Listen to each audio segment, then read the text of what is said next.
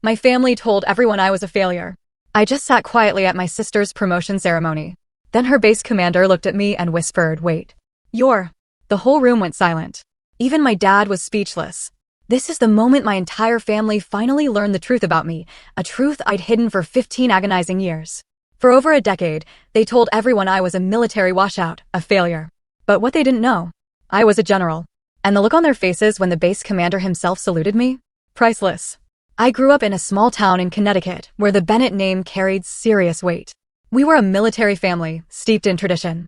My father, an Army colonel. My grandfather, a Navy captain. My older brother, Marcus, followed suit, becoming a Marine major. The men fought, the women supported. That was our family motto, drilled into me by my father. Bennett men fight, Bennett women support. He'd boom at family gatherings. That's how we've survived and thrived. But I never fit that mold. While other girls played with dolls, I devoured books on military strategy, sneaking into my dad's study to pore over maps and battle formations. When he caught me at 10, he just laughed. "That's cute, Jess, but these are for serious men. Why don't you help your mother in the kitchen?" That moment, that dismissal, didn't deter me. It ignited something deep inside. I stopped sharing my interests, but I never stopped pursuing them. I excelled in JROTC, earned top grades, and snagged every leadership position I could. My teachers saw potential, but at home, my achievements were always overshadowed by my brother's military career or my sister Stephanie's conventional successes. The real gut punch came during my senior year. I'd poured my soul into my West Point application, dreaming of proving myself. When the acceptance letter arrived, I was ecstatic. I announced it at dinner, expecting pride, perhaps even a glimmer of respect from my father. Instead, he simply laid down his fork, his gaze filled not with anger, but with something far worse, dismissal. "West Point," he scoffed. "You won't last a week in basic training, Jessica. The military isn't for women like you. It'll chew you up and spit you out." My mother chimed in, "Honey, why throw away the chance at a normal life? Marriage, children? Don't you want that?" Marcus, home on leave, just openly laughed. "Sis, you can barely handle camping. What makes you think you can handle military life?" Only Stephanie, 2 years younger, watched in silence, her eyes darting between us. "I'm going," I stated, my voice surprisingly steady despite the hurricane of emotions swirling inside me. "I've been accepted and I'm going."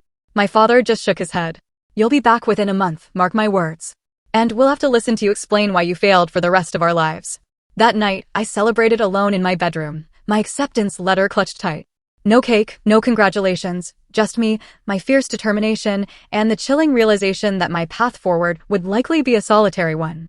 I didn't know then, but this moment set the pattern for the next 15 years. Every milestone, every achievement, met with the same dismissal until I stopped sharing them altogether. The summer before West Point was thick with tension. My father treated my decision as a temporary rebellion, my mother packed my things with a mournful sigh, and Marcus continued his relentless teasing. Stephanie remained a quiet observer, never taking sides. "There's no shame in admitting when something isn't for you," my father said the night before I left. "When not if you decide to come home, we'll welcome you back. The Bennett name still means something, even if you stumble." I nodded politely, but inside, I made a vow I would never come home defeated. I would rather not come home at all. The next morning, they drove me to the bus station, not West Point, a 4-hour drive they simply didn't want to make. As the bus pulled away, I watched my family shrink in the window, my father's face set in anticipated disappointment, my mother wiping tears, Marcus checking his watch.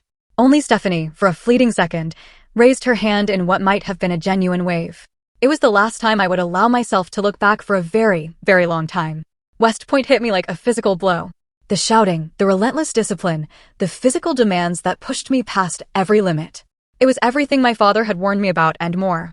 That first night, lying in bed after the most grueling day of my life, my muscles screaming, my mind reeling, I wondered if he'd been right. Had I made a terrible mistake? I wrote letters home, not for support, but to prove I was still there, still fighting. Their responses were infrequent, brief. My mother's filled with local gossip and veiled suggestions that it wasn't too late to reconsider, my father's non-existent. But amidst the struggle, something shifted. I found my rhythm, my strength. More importantly, I found people who saw me, truly saw me, for the first time in my life. Diana Lewis became my first real friend at the academy. Unlike my family, she never questioned whether I belonged. When I aced an exam, her congratulations were genuine. When I struggled, her support was unwavering. "You're going to make one hell of an officer, Bennett," she told me one night. "I'd follow you into battle any day." It was such a simple statement, but after years of dismissal, it felt revolutionary. Then came the setback that nearly ended everything. During a training exercise in my second year, I suffered a serious leg injury, a bad break requiring surgery and months of recovery. Confined to the medical facility, I watched my classmates continue without me. Doctors spoke of medical discharge, of no shame in recognizing limitations, words that echoed my father's predictions so closely they haunted my dreams. In that dark period, Captain Rebecca Mitchell entered my life. A decorated officer overseeing cadet training, she made an unexpected visit to my hospital room. "I've been watching your progress, Cadet Bennett," she said. "Before your injury, you were on track to graduate in the top 5%. I looked away. "That doesn't matter much now, does it, ma'am?"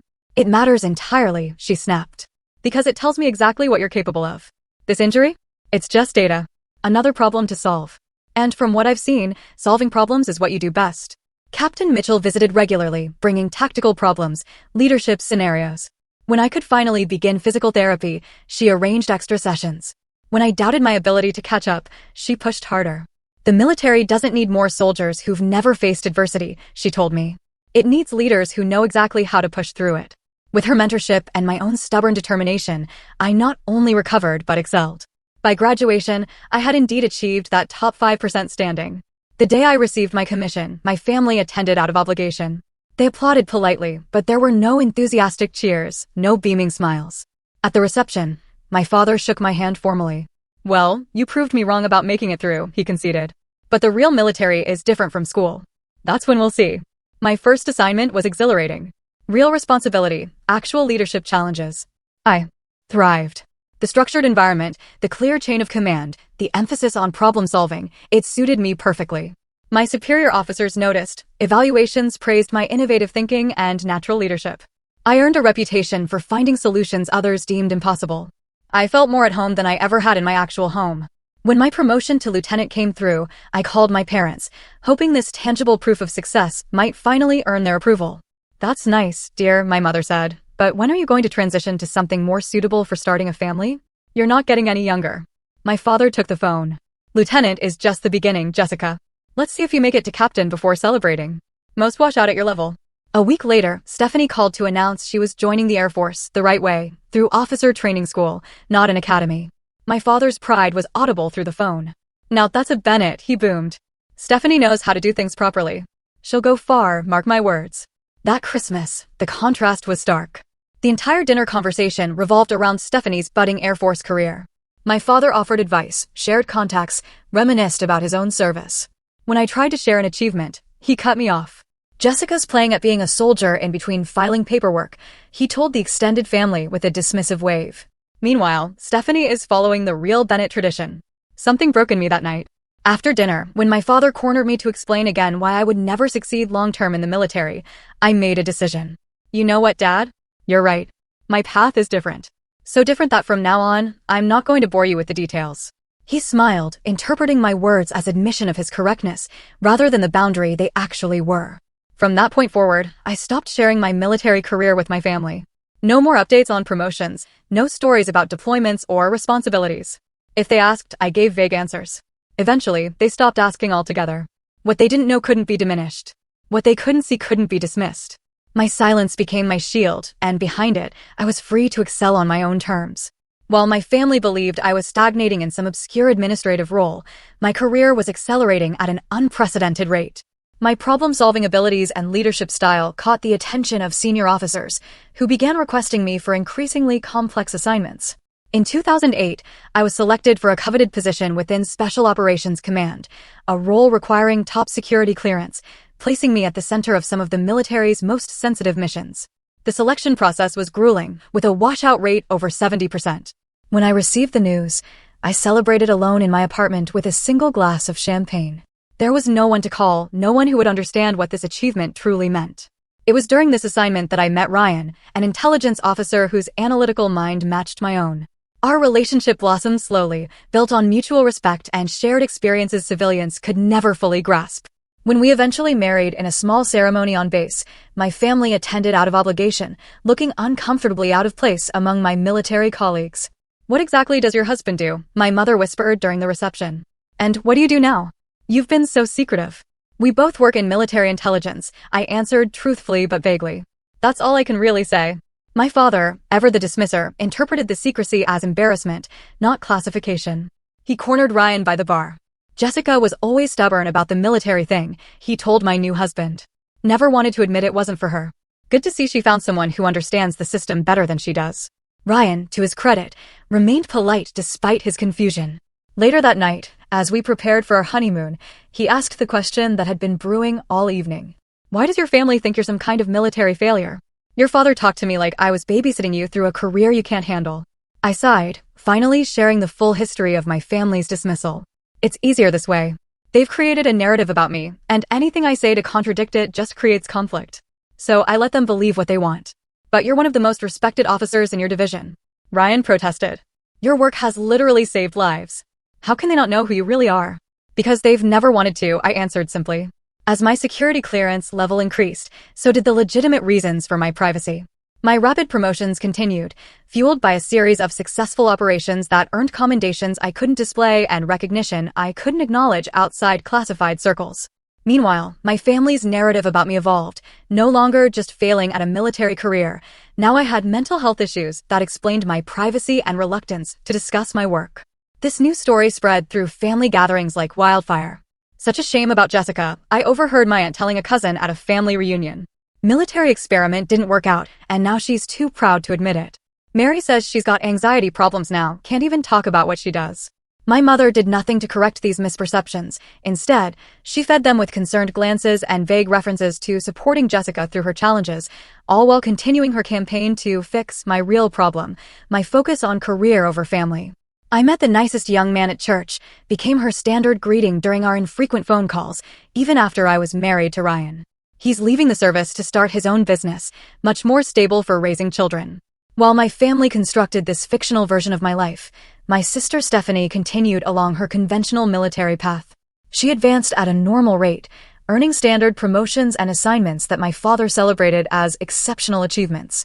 Every family gathering featured updates on Stephanie's latest accomplishment, always followed by a concerned glance in my direction and a quick subject change. Stephanie's been selected for the leadership training program, my father announced proudly during a Thanksgiving dinner. Following in my footsteps, just as a Bennett should. He turned to me, lowering his voice to what he probably thought was kindness. Not everyone is cut out for advancement, Jessica. There's no shame in serving in a supporting role. Ryan squeezed my hand under the table as I nodded and smiled, knowing that just the previous month, I had designed the strategic framework for the very program Stephanie was entering. After that holiday, Ryan and I made the difficult decision to limit our family interactions to major events only. The constant dismissal was taking a toll on both of us. I hate watching them underestimate you, Ryan confessed. It makes me want to tell them exactly who they're talking down to. I appreciated his protectiveness, but knew that revelations would only create more problems. They wouldn't believe you anyway, I told him. They'd just think you were trying to protect my feelings. Then came the mission that changed everything.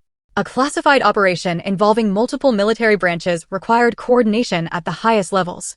The planning was intense, the execution flawless, and the results significant enough to earn private recognition from military leadership that couldn't be publicly acknowledged. In the aftermath, I was approached about a specialized leadership track, one that would place me on an accelerated path to becoming one of the youngest female generals in our branch's history.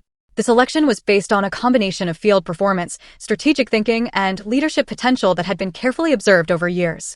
When the promotion came through, the ceremony was small and private due to security considerations. Ryan was there, along with a handful of colleagues with appropriate clearance levels. As the stars were placed on my uniform, I felt a complex mix of pride and sadness. Pride in the achievement, sadness that the people who had raised me would never know or acknowledge this moment. That night, Ryan and I celebrated at home with takeout and champagne. No family calls, no announcements. Just the quiet recognition between us of how far I had come, despite every prediction of failure. To General Bennett, Ryan toasted, clinking his glass against mine. The secret success story. I smiled, but felt the familiar ache of family estrangement. Sometimes I wonder if it would have been different if I'd fought harder to make them see me. Ryan considered this. Maybe, but at what cost? Would you have made the same decisions, taken the same risks, pursued the same path if you were constantly fighting for their approval? His question stayed with me long after that night. Had the distance from my family actually enabled my success, rather than detracted from it? Had their dismissal freed me to define achievement on my own terms? I was still pondering these questions when the invitation arrived for Stephanie's promotion ceremony.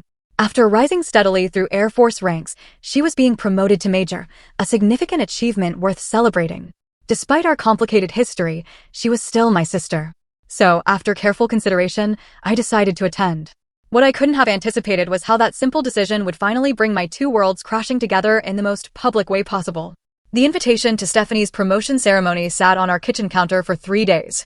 My initial instinct was to decline, politely send a gift, and avoid another family gathering where I'd be the odd Bennett out. But something, perhaps a lingering hope for reconciliation, made me hesitate. "You don't have to go," Ryan said, watching me stare at it for the 100th time. "No one would blame you for protecting yourself." "She's my sister," I replied simply. "Despite everything, that still means something." "If you do go," Ryan said carefully, "how do you want to handle it? Will you wear your uniform?" The question gave me pause. My uniform, with its stars and decorations, would make concealment impossible. It would force a confrontation I wasn't sure I wanted. Civilian clothes, I decided. This is Stephanie's day. I don't want to create a situation. Ryan nodded, though I could see the disagreement in his eyes. "I have meetings I can't reschedule, but I can try to join you later if you want support." "I'll be fine," I assured him, with more confidence than I felt. "It's just a few hours." The morning of the ceremony, I chose my outfit carefully. A conservative blue dress, minimal jewelry, hair pulled back neatly, professional, but unmistakably civilian. As I drove to the Air Force Base, I rehearsed responses to the inevitable questions and comments, bracing myself for the subtle digs and dismissals that had become family tradition. I arrived early, hoping to slip into the ceremony hall unnoticed. But my mother spotted me in the parking lot. "Jessica." "Over here," she waved enthusiastically, as though we were the closest of families. My father and brother stood beside her, both in civilian clothes, but wearing their military pride like an invisible uniform. "You made it," my father said, his tone suggesting he'd expected otherwise. "Good to see you making an effort for your sister's big day." "I wouldn't miss it," I replied evenly. As we walked toward the ceremony hall, my mother linked her arm through mine, a gesture that felt more restraining than affectionate. "You look nice, dear. A bit thin, perhaps? Are you eating properly? And your hair, you always had such pretty hair when you wore it down."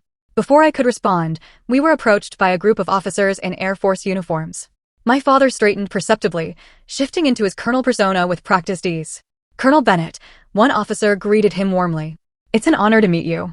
Your daughter Stephanie speaks highly of your service." "The honor's mine," my father replied, shaking hands firmly. "The Bennett military tradition continues strongly with Stephanie." He placed a hand on my shoulder. "And this is our other daughter, Jessica. She tried the military route for a while too, but it wasn't a good fit." The officers nodded politely in my direction, their interest visibly diminishing upon learning I was the civilian sister who couldn't hack it. "Jessica has a desk job with the government now," my mother added in a stage whisper. "We don't ask too many questions. She gets anxious talking about work." I felt heat rising in my cheeks, but maintained my composed expression. This was nothing new, just another variation of the same dismissal I'd experienced for years. As we entered the ceremony hall, more introductions followed, each featuring some version of my failure narrative. My brother Marcus joined in, adding colorful embellishments about how he'd always known Jessica was too sensitive for military life. "Remember when she cried during that war movie?" he reminisced to a group of his Marine friends. Should have been our first clue that playing soldier wasn't going to work out for her. Throughout these exchanges, Stephanie remained uncomfortably silent. When our eyes met across the room, she offered a small, apologetic smile, but made no move to correct the family narrative. Her silence felt like complicity. By the time we were seated, my jaw ached from maintaining a pleasant expression while being systematically diminished. The weight of years of dismissal pressed down on me, heavier than it had felt in a long time. I found myself contemplating a discreet exit, a sudden work emergency that could spare me the next 2 hours. As I considered my escape, memories flooded back unbidden, my father's prediction that I'd wash out of basic training, my mother's constant suggestions of more suitable careers, Marcus's mockery, Stephanie's silence. Year after year of achievements unacknowledged, promotions uncelebrated, contributions dismissed. I thought about the classified operations I directed, the lives saved through strategies I developed, the junior officers who looked to me for leadership and guidance. None of it existed in this room, where I was still just Jessica who couldn't cut it, Jessica who needed protection from her own failure, Jessica who had disappointed the family legacy. My hand moved toward my purse, ready to check my phone and fabricate that convenient emergency. Then I stopped. A new thought surfaced through the hurt. Running now would only reinforce their narrative. Staying, enduring. This with dignity was its own form of strength, one they would never recognize, but that I would know. I straightened in my seat as the ceremony began, focusing on the reason I had come, to support my sister. Whatever our complicated history, whatever her failure to defend me, she deserved this recognition of her hard work. I could give her that much, even if my family had never done the same for me. The ceremony hall filled, the formal proceedings began. I stood respectfully, my military bearing impossible to fully suppress despite my civilian clothes. As I prepared to endure the next hour, I had no idea that the carefully constructed boundaries between my two lives were about to collapse completely. The ceremony proceeded with military precision, formal speeches about duty and service, recognition of distinguished guests, acknowledgement of family sacrifices. I maintained my composed expression, focusing on breathing evenly and not making eye contact with family members. Then came the announcement that Colonel James Harrison, base commander, would preside over the promotions. My heart stuttered. Harrison. I knew that name. We had worked together on a joint operation just months earlier, a classified mission that had required coordination between our branches. He had reported directly to me during that operation. As Colonel Harrison strode to the podium, I subtly angled my body away and lowered my head slightly. Perhaps he wouldn't notice me in civilian clothes. Perhaps military courtesy would prevent him from acknowledging me even if he did. His speech began standardly enough, recognizing the achievements of those being promoted. Military service is a proud tradition, Colonel Harrison continued, scanning the audience as he spoke, one that extends beyond the individual to embrace entire families who support. His gaze reached my section and stopped abruptly. Even from a distance, I could see the momentary confusion in his expression, followed by recognition and surprise, a barely perceptible break in his speech before he recovered and continued. I kept my expression neutral, hoping against hope that he would maintain protocol and continue without acknowledging me. The rest of his speech passed in a blur as I contemplated the increasingly likely scenario that my carefully separated worlds were about to collide. After the formal promotion ceremonies concluded, Stephanie stood proudly in her new rank insignia, receiving congratulations. My family clustered around her, basking in reflected glory. I stood slightly apart, offering a supportive smile, but maintaining a respectful distance from the military formalities. I was contemplating a subtle exit when I saw Colonel Harrison making his way through the crowd in my direction. His purposeful stride and direct gaze left no doubt about his destination. I straightened instinctively, military bearing taking over despite my civilian dress. He stopped directly in front of me, his expression still registering surprise beneath his professional demeanor. Then, in a voice just loud enough to be heard by those nearby, including my family, he addressed me with unmistakable respect. "Ma'am, you're the General. General Bennett." The conversations around us stopped abruptly. My father, who had been mid-story about Stephanie's childhood determination, turned slowly, his face a mask of disbelief. "I apologize for the informal setting, General," Colonel Harrison continued, either unaware of or undeterred by the sudden tension. "I didn't expect to see you here today. Your work on Operation Northern Compass was exceptional. We're still implementing your strategic framework across multiple bases." A heavy silence fell over our section of the room. I could feel my family's confusion and disbelief radiating like physical heat. "Thank you, Colonel Harrison," I replied evenly. It was a team effort. "And today is Major Bennett's day, my sister. I'm here as family, not in an official capacity." His eyes widened slightly at the connection. "Your sister? I had no idea. That's remarkable. 2 Bennett women serving with such distinction. Your family must be incredibly proud." Before I could formulate a diplomatic response, my father stepped forward, his expression a complex mixture of confusion and disbelief. "There must be some mistake," he said stiffly. "My daughter Jessica works in an administrative position." "She's not." "No mistake, sir," Colonel Harrison interrupted respectfully but firmly. "General Bennett is one of our most decorated strategic leaders. Her work is largely classified, but her reputation within military leadership is frankly legendary." Other military personnel had begun to gather, drawn by the unusual interaction. An Air Force major approached, recognition dawning on his face. "General Bennett? The Jessica Bennett who developed the Integrated Response Protocol? It's an honor, ma'am. We just completed training on your methodologies last month." Another officer joined the growing circle. "General, your keynote at the Joint Chiefs Strategic Summit was transformative for our approach to multi-branch operations." As more military personnel approached with similar comments of respect and recognition, my family remained frozen in place. My father's face had drained of color. My mother's hand was pressed against her mouth. Marcus stared with undisguised shock. And Stephanie, her expression was the most complex of all, a mixture of surprise, confusion, and something that looked almost like betrayal. Colonel Harrison, now aware of the awkward situation, attempted to provide a graceful exit. "I apologize for interrupting your family celebration, General. Perhaps we could schedule a meeting next week to discuss the expansion of the training program."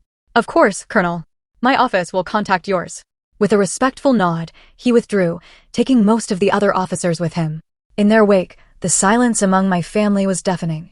My father was the first to speak, his voice barely controlled. "What exactly is going on here, Jessica?" I met his gaze steadily. "Perhaps we should discuss this privately." "Yes," my mother agreed quickly, her social instincts kicking in despite her obvious shock. "Let's find somewhere quiet." We moved as a unit to an empty conference room. As the door closed behind us, the questions erupted. "General." My father's voice was incredulous. "What kind of game are you playing? When did this happen?" my mother demanded. "Why would you keep something like this secret?" "There's no way," Marcus shook his head. "There's absolutely no way you outrank all of us.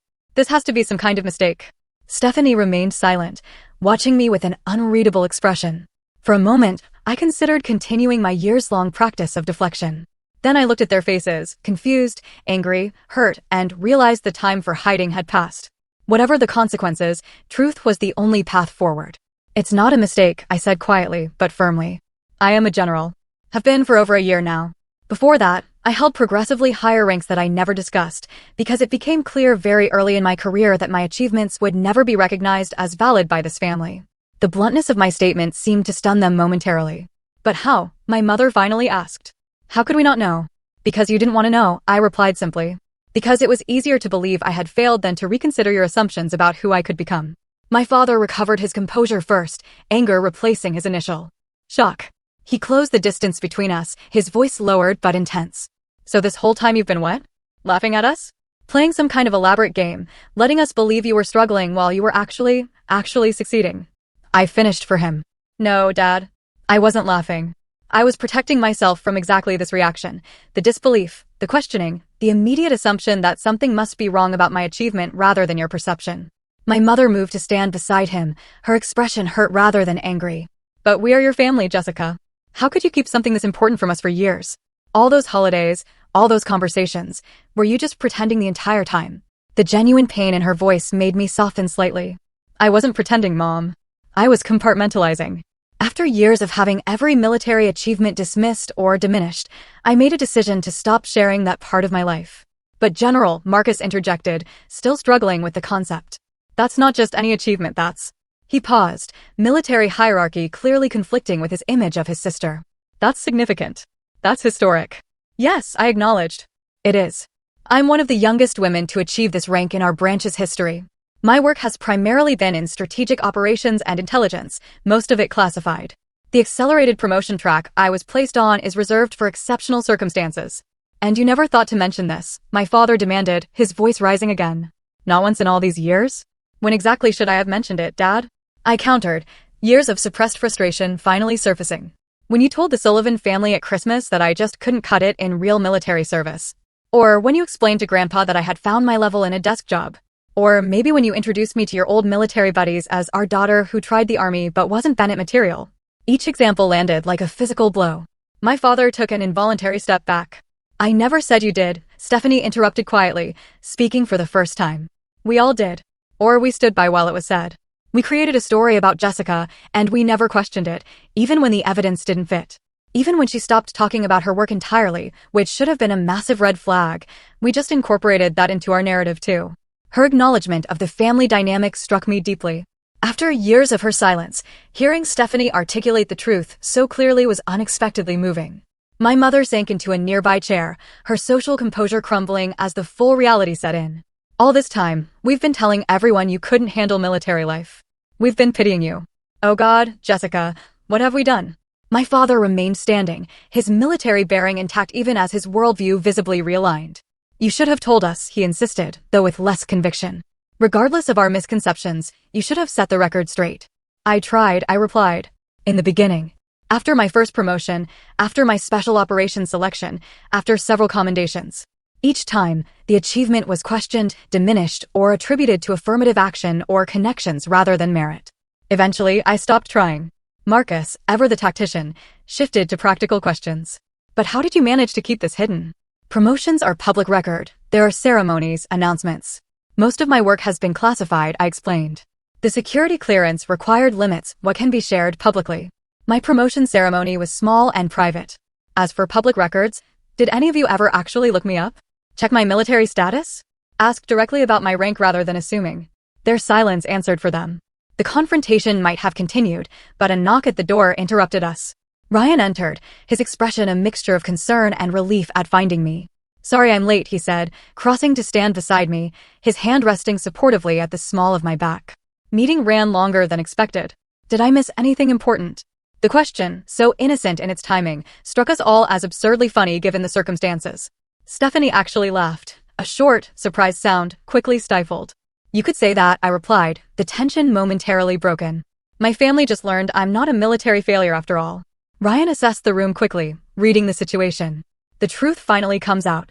He extended his hand to my father. "General Bennett is one of the most respected strategic minds in the service, sir. Those of us who work with her consider it an honor." My father took his hand automatically, military courtesy overriding his emotional turmoil. Before he could respond, another knock came and Colonel Harrison appeared in the doorway. "Excuse the interruption," he said formally. "General Bennett, I apologize, but there's an urgent matter requiring your attention." The timing couldn't have been more perfect or more awkward. Here was undeniable proof of my position, delivered just as my family was processing the revelation. "Of course, Colonel. I'll be right there." I turned back to my family. "I have to take this, but this conversation isn't over." "No," my father agreed, looking at me as though seeing me clearly for the first time in years. "It certainly isn't." As I moved to follow Colonel Harrison, Ryan remained behind, quietly saying, "I'll wait here and answer any questions I can."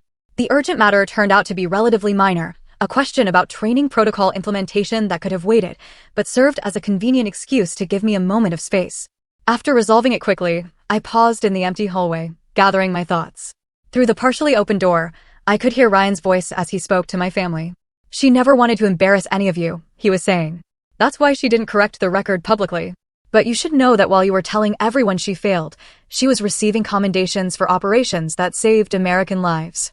My father's response was too quiet to hear, but Ryan's wasn't.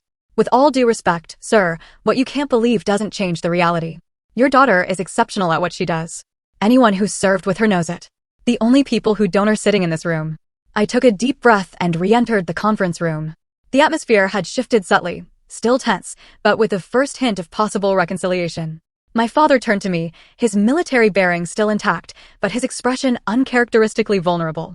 "I think we need to start this conversation over," he said quietly. "There's clearly a lot I don't know about my daughter." 1 week after Stephanie's promotion ceremony, we gathered at my parents' house for dinner, the first family meal in years that wasn't tied to a holiday or obligatory celebration. The invitation had come from my father, formally extended via phone, rather than through my mother as usual. That small detail itself signaled a shift. The atmosphere as we arrived was tentative, charged with unspoken questions and the weight of years of misunderstanding. My mother greeted us at the door, her usual social polish tempered by a new uncertainty. "Jessica, Ryan, thank you for coming," she said, embracing me with uncharacteristic gentleness. My father waited in the living room, standing as we entered, a military courtesy I recognized but had never before received from him in this house. Marcus and Stephanie were already seated, their expressions a mixture of curiosity and caution. Dinner began awkwardly, with careful small talk about the weather and local news. No one seemed ready to address the elephant in the room until my father finally set down his fork and looked directly at me. "I've been doing a lot of thinking this past week," he began, his voice steady but lacking its usual authoritative tone. "And I owe you an apology, Jessica, several apologies, actually. I made assumptions about your capabilities based on outdated thinking. I dismissed your achievements without ever really seeing them. And I created a narrative about your military service that was completely false." He struggled visibly with the next words. "It's not easy to admit I was wrong, especially not about something so fundamental. But I was wrong about you, Jessica. Completely wrong." My mother reached for my hand across the table. "We all were, dear. When Colonel Harrison called you general, I thought it must be some kind of mistake.